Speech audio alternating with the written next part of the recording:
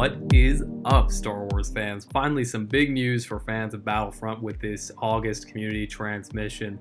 And we have news about the new clone skins we're getting with the 41st Elite Corps and 327 Star Corps. We're getting that next week. And we also have some leaks about Droidekas and Rebel pilots. But before we get into everything, be sure to rate, like, comment, subscribe. Stay up to date on tons and tons of Star Wars content. So, what are we getting in this update? First and foremost, it should be noted, again, we're getting the skins for the 41st Elite Corps and the 327 Star Corps. If you didn't know who they are, they're the troopers that were used on Kashyyyk in Revenge of the Sith and the troopers that were used on Felucia with Aayla Secura.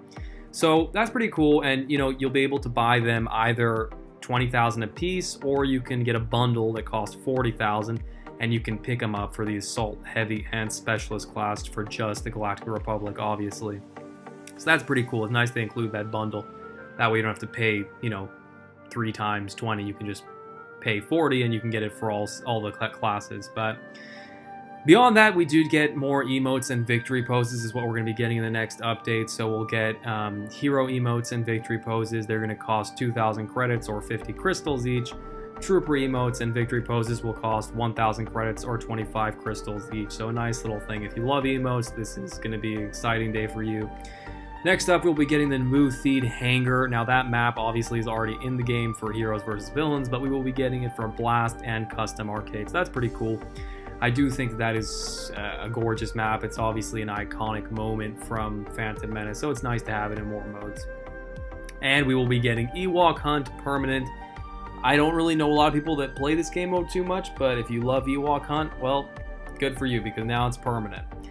We will also be getting this new update to the end of the round screen. You will get a breakdown, basically, of your score, eliminations, assists, deaths, your longest kill streaks, and your overall placement on the scoreboard. And, your combat placement and your objective score placement, and whether or not you're on the winning team. So that's nice. Just a little more details at the end of the match. It's going to make my videos, my kill streak videos, much nicer if I can just show that little screen at the end of the video and give a nice breakdown. So I'm happy for that.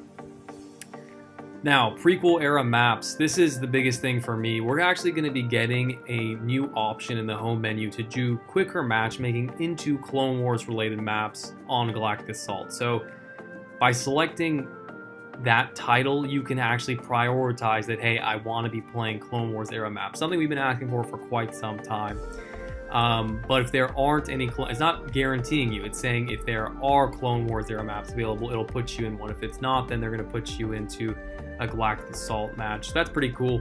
I do think that that's probably the most elegant solution at this point, and everyone obviously wants to play the hell out of Clone Wars, especially with this DLC coming up for Geonosis. So very happy that they've done that, especially with the Clone Wars heroes. And speaking of Clone Wars heroes, we have information on how much they're actually going to be costing. Obviously, we're getting Anakin, Obi-Wan, Count Dooku, and General Grievous, and we've been all wondering how much they're going to cost. We heard last week they'll be under 50,000, but now we have some concrete prices. These heroes are going to cost you 35,000 credits. So that is awesome. That is a pretty good price. I have no complaints there. That's how much the Millennium Falcon costed that we got with the Solo DLC. So as far as I'm concerned, that's a pretty damn good price, and I will, and I know many of my friends will be able to just grab everybody on launch, even with having some leftover cash to buy some clone skins. Now, also some big changes for the squad system in Battlefront 2. So basically, if you didn't know, a new squad system is coming to the game, and in preparation for that, they're getting rid of the ×2 bonus multiplier you get for sticking with your teammates. So basically, in the current game, you get a ×2 bonus multiplier to the points you earn for sticking with the teammates that you spawn with. And obviously, the system doesn't work very well, so they're just going to pull it from the game altogether. And because of that, they're actually going to reduce the cost for all heroes and units in Galactic Assault. So now, when a hero may have cost you 6,000, it'll now cost you 45. Or if it would have cost you 8,000, it'll now cost you 65. Or let's say a special unit, an enforcer, would have cost you 3, now it's going to cost you 22. If something costed 25, it's now going to cost you 19. If something costs you 2,000, it's now going to cost you 15. So on, so on. You get the idea. You can see all the changes in the patch notes that are linked in the description if you like. But I'll tell you one thing: the speeder bike on Starkiller Base, or not the speeder tank on Starkiller Base and the speeder bike on Endor will now be, instead of being 200 points, they will only be 150 points. I know.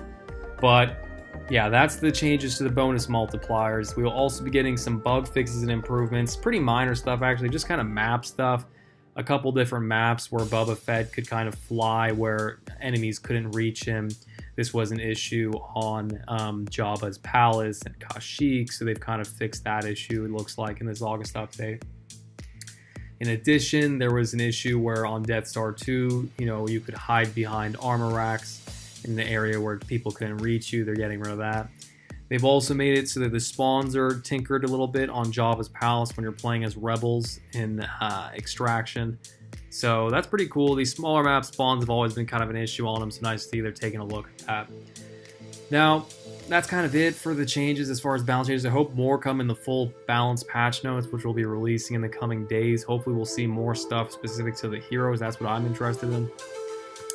Now, there's also going to be a roadmap update in this community transmission, so they're letting us know we're going to be getting the roadmap update next week. So next week we'll get a breakdown. If you didn't know, the earlier community transmission or roadmap rather that we got showed us when we were going to be getting content by seasons, which is obviously kind of up in the air, but this new one that we're getting next week will tell us month by month what content we will be getting, so that is great. Now, that is it for the community transmission. Now I'm going to get into some of these leaks. So basically, if you look at this image here for the new Clone Trooper skins that are being added to the game, if you look closely, you can actually see a Droideka. I'll zoom in on it for you. There's no doubt that that is a Droideka, and unless they're, just sitting over there thinking of ways to dick around with us and they just enjoy watching us squirm, I doubt that this is not going to be, this is not a tease for a Droideka. Yes, it could just be a picture and it could mean nothing, but I mean, come on. If they did that, they would face quite a bit of backlash for teasing something and not putting it in the game. Not saying it hasn't been done before. They did tease Obi-Wan Starfighter in, the marketing for the game, and we never got Obi-Wan Starfighter. So it is very possible that this is just, an image that they're using and pay no attention. But I think that they'd be dumb to make that mistake this late stage in the game. People would obviously get pissed off. They clearly teased the Droideka like this and didn't come to fruition. And we do know that they do want to add the Droideka. They've said that before in the past. So in my mind, it's pretty obvious we're going to be getting a Droideka in the Geonosis update at some point. Now, the other interesting thing is, in regards to how we were discussing earlier, the unit costs, how the unit costs, are changing. Somebody asked a question about one of the unit costs, and this developer actually kind of spilled the beans in this little conversation he had. He basically said that we're going to be getting a Rebel pilot. I'll put it up for you right now.